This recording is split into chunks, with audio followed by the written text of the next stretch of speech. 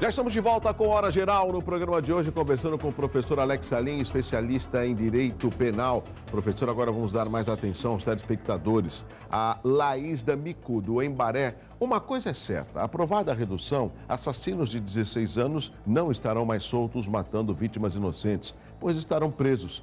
Não aprovando a redução, eles continuarão soltos matando gente inocente. Alguém duvida disso? Não, Douglas, não há dúvida disso. Como nós estávamos conversando, a questão não é o punir ou não punir. É evidente que a sanção deve ser aplicada, né? E é difícil ver um filho morrendo na mão de um outro menor. O ano passado, o meu filho, por exemplo, foi roubado 2 vezes aqui em Santos, né? Então, existe essa sensação de reprovação daquela conduta inadequada, né? O que nós estamos discutindo aqui não é se deve ou não ser punido, sim, não é se deve ou não sofrer a sanção. O nosso sistema hoje, né, de punição, ele precisa ser revisto. Eu sou favorável à ampliação, sim, da punição para esses menores, principalmente no que diz respeito à prática de crimes graves, né? O que eu acho preocupante é, sim, pegar um indivíduo de 16, 17 anos e jogar dentro do sistema carcerário. Eu acho que ele deve ser punido, né? Um latrocida, por exemplo, que é aquele que mata para roubar, né? Quando existe a morte com o objetivo patrimonial, o Código Penal prevê uma pena mínima de 20 anos para quem pratica esse crime, né?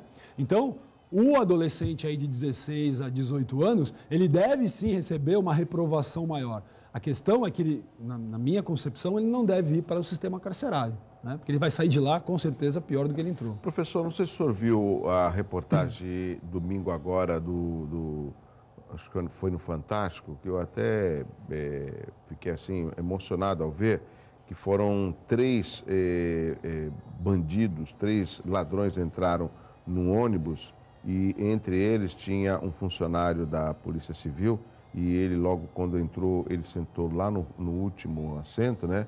E depois, quando estavam entrando outros passageiros, entre eles alguns ladrões. E ele conseguiu atirar neles e o ônibus de movimento, 2 deles saíram e um deles ficou ferido, né?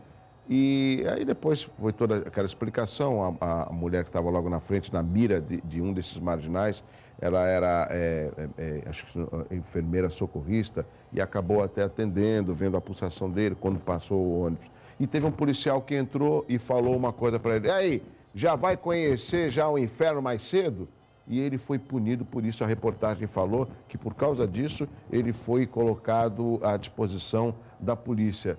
Por que apenas uma forma de se expressar a um bandido, porque ele roubou ali um ônibus, sofreu uma punição policial? Qual a sua análise sobre isso? Esse segundo policial era policial militar?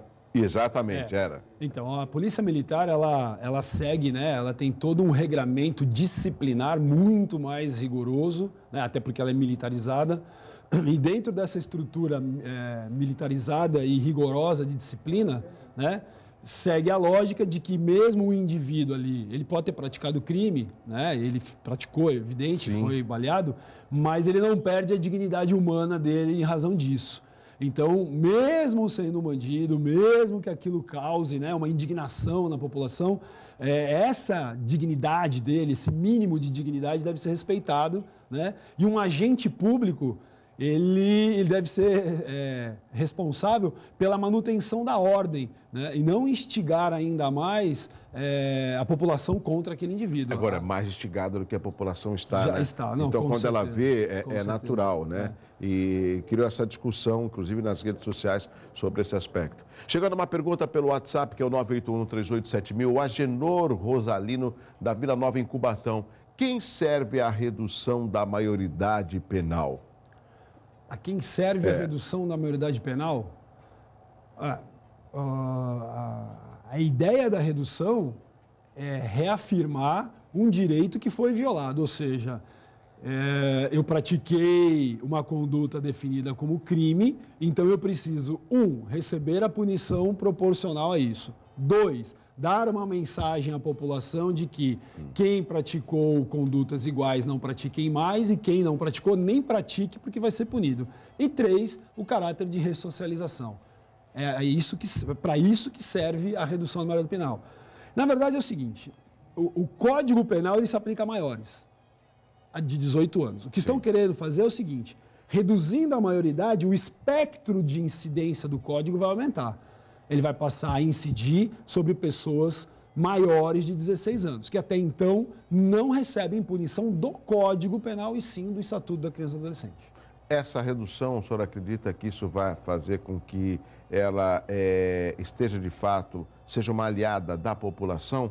Por mais que o senhor agora há pouco comentou que nós temos boas leis, mas não existe uma eficácia na elaboração, não, na execução dessas leis? A grande discussão social é que nós precisamos de medidas de contenção do crime. Nós já, durante todo o programa, nós afirmamos que outros aspectos devem ser verificados, né? Como urbanização, educação, saúde. Sim. Agora, a punição, ela está relacionada ao quê? À consequência, né? Então, realmente, há a necessidade de impor limitações, né? E o que nós estamos observando é que cada vez mais menores de idade se valem da própria menoridade para a prática de delitos. E é com relação a esses que toda essa discussão vem acontecendo. Independentemente se ele deve ir para a Fundação Casa ou não, né, a ideia de punir é, olha, você está usando a menoridade como uma blindagem, como um escudo para não ser punido. E nós vamos retirar esse escudo de você. Josefina Falsi, ela é do Itararé, em São Vicente. Por que os menores, após cometerem algum delito e a polícia os apreendem, têm o direito de esconder o rosto? Boa pergunta, hein? Os policiais, para provarem que estão fazendo a sua função, muitas vezes se expõem na mídia, por exemplo, e acabam correndo o risco de serem identificados. Existe a possibilidade de mudar isso? Então, a questão do menor não ser identificado está prevista no próprio Estatuto da Criança e do Adolescente. É lei. Então, o ECA ele prevê que a imagem do menor deve ser preservada. É uma questão legal, né? Por quê? Para que ele não sofra a estigmatização depois de sair ali da Fundação Casa. Então, a imagem dele deve ser protegida.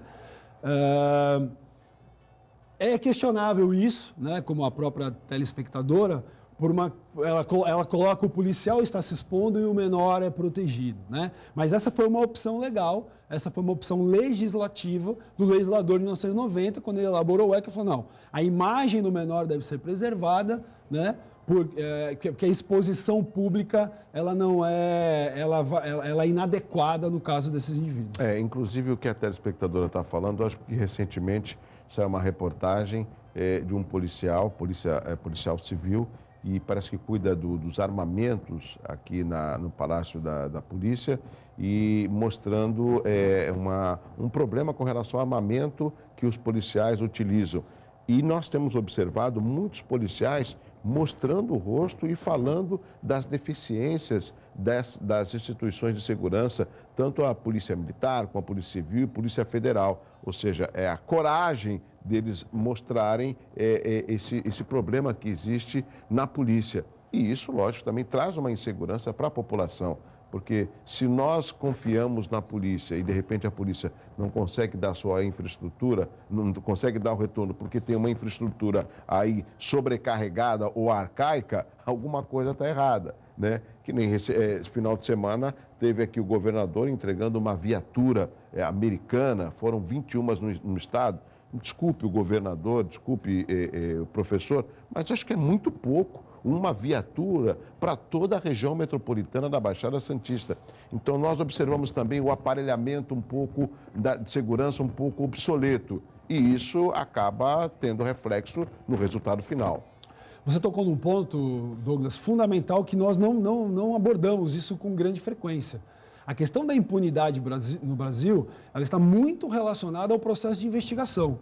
Eu tenho amigos policiais, e aliás, policiais ótimos trabalhando, né? Muita gente boa querendo trabalhar, mas ele resvala na questão da estrutura, né? Então, hoje, um bandido, ele sabe que se ele conseguir fugir do flagrante, ele tem 98% de chance de ficar impune.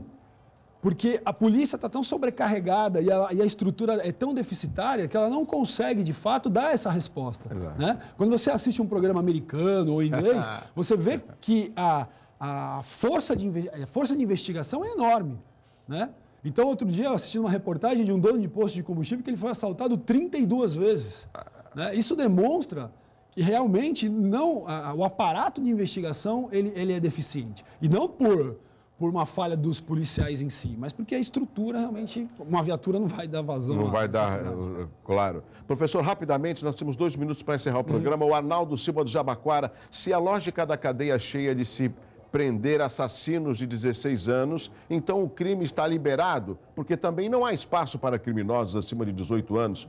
Por que não existe pressão para que se privatize os presídios, já que o Estado é incompetente para construí-los? Gostei. Privatizar o sistema carcerário. Então, existe sim um modelo aqui no Brasil de privatização. Se eu não me engano, existem 2 presídios já privatizados. Essa é uma discussão, é uma saída. Nos Estados Unidos, vários presídios lá são privatizados, né? Mas aí também existe notícia de uma distorção, né? Um aluno meu fazendo pesquisa, ele descobriu um esquema de corrupção no sistema judiciário norte-americano, onde juízes ganhavam comissão das empresas que cuidavam dos presídios para sentenciar. Então, quanto mais presos eles mandassem para o sistema carcerário, era maior a comissão que esses juízes recebiam. Então, e isso não é no Brasil. Não, nos Estados Unidos. Né? Aqui nós temos, sim, se não me engano, 2 presídios que seguem um modelo privatizado, acho que um em Minas, se não me engano. Então, essa é uma saída. Mas, novamente, a legalidade disso e a amarração deve ser muito bem feita. Professor Alex Salim, muito obrigado mais uma vez pela sua participação. Conversamos com o professor Alex Salim, especialista em Direito Penal aqui no Hora Geral. Deixa eu mandar um beijo especial para minha amiga a Rose, a Rosângela, lá na Zona Noroeste, também o Rafael estão curtindo o Hora Geral. E os meus amigos feirantes, hoje eles não trabalham, né? Afinal de contas, segunda-feira, eles trabalham terça, quarta, quinta, sexta, sábado e domingo. Toda segunda é o descanso dos nossos amigos feirantes. Chegamos ao final do Hora Geral. Na sequência tem o Jornal em Foque. Até amanhã às 7 da manhã. Tchau, tchau.